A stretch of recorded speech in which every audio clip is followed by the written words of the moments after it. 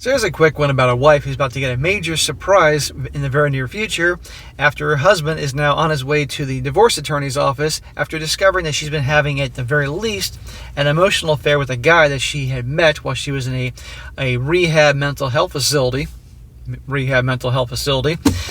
And secretly talking to him, video chats, all that type of stuff. And this guy's pretty close to being done. Sounds like he's going to see how this whole thing goes, but it sounds to me like he's actually checking out. And I thought it'd be a very good one to go over here, guys, once again to show you that this type of stuff can happen behind the scenes. That you have to really, really not just pay attention to red flags. You got to look for them. I've been saying that before. It was always pay attention. Now it's actually look for them. Phones, things like that, her behavior, her acting different type of thing, because this stuff unfortunately happens. And if you don't do that, you get slammed. But also, guys, you can't tolerate this kind of BS. And if a gal's doing this type of thing, she's not girlfriend material, not wife material, and is grounds, in my opinion, to break up.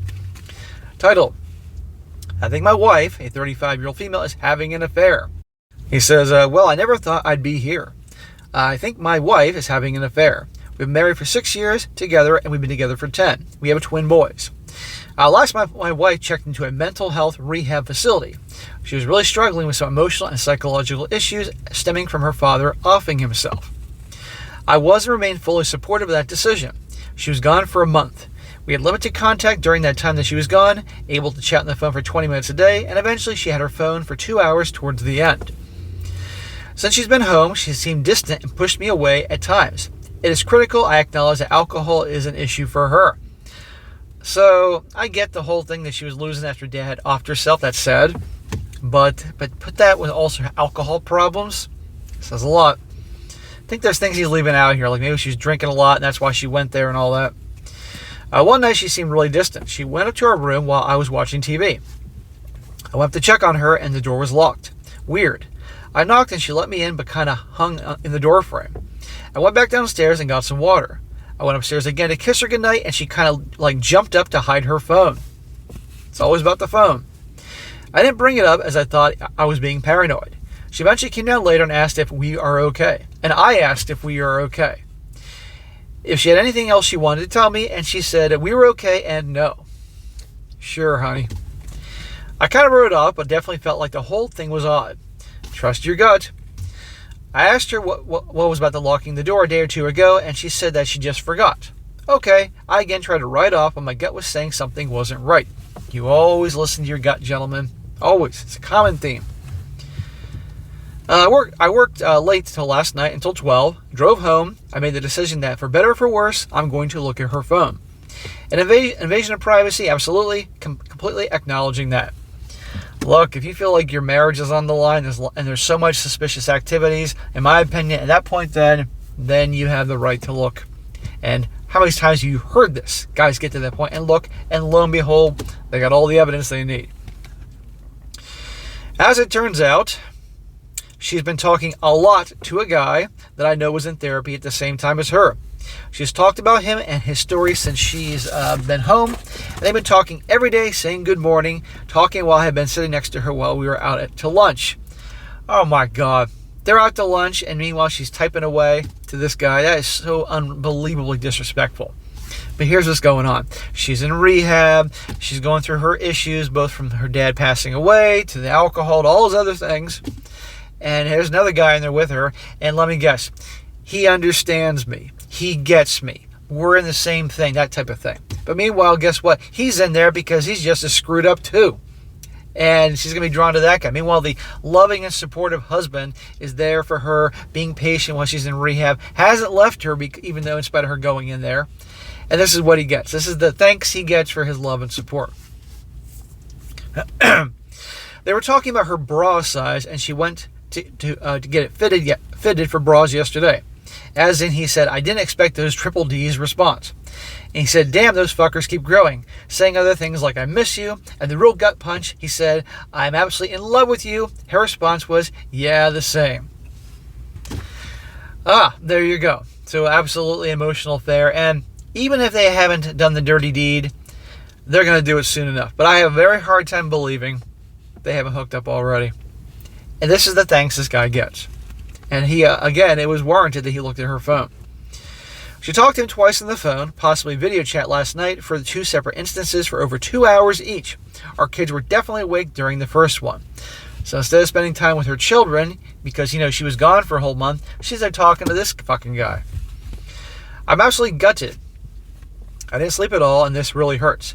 I never thought this is something that would happen in our relationship. How many guys have said the same thing? I view myself as a supportive husband and father. There has never been an inkling she was so dissatisfied in our relationship. Well, a lot of guys are blind to what's going on, and also the fact combined that a lot of gals are masters at hiding things. To be clear, besides the messages that are very concerning, I have no more concrete evidence. Dude, that's all the evidence you need. Him telling he's in love with her and her saying, yeah, the same. And then them talking to each other all the time and how she's behaving around you and all that. I'm willing to bet you that they're not hooking up very much. I'm off tomorrow and plan to speak with a divorce attorney. Good. Find out all your options, good, bad, or ugly. For better or for worse, I don't want a divorce. Smack. Well, he says that here, and then we're going to have a little update here.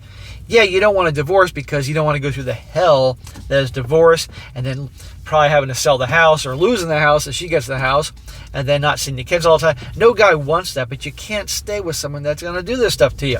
The problem is, very easily she'll make the excuse that, I was in rehab, I was in this bad place, blah, blah, blah. No, he's been more than supportive, and I say, don't be the white knight.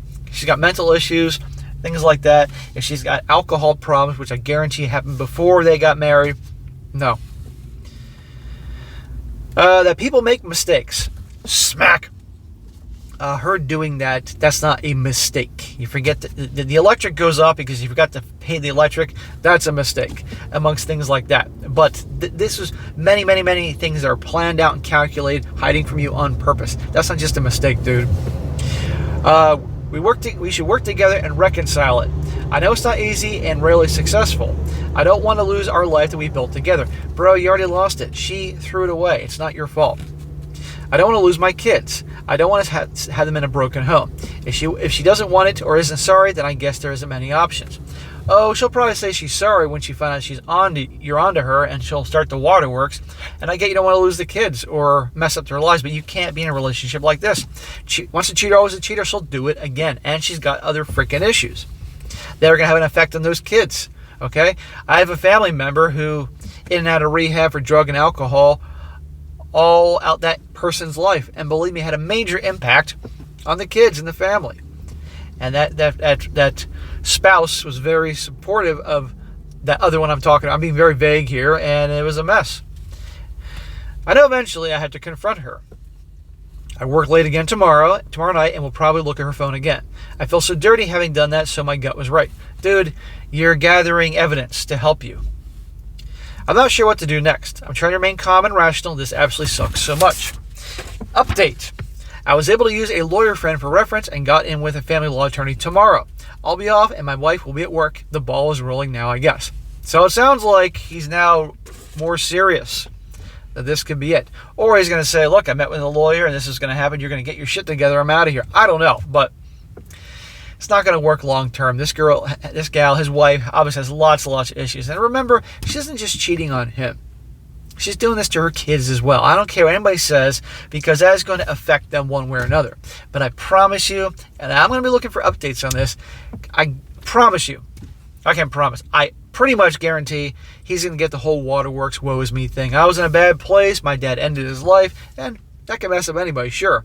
But that will be the excuse. And you can't do that, guys. There's a point that you give too much and you'll be taken advantage of. So I really hope this guy makes the right decision.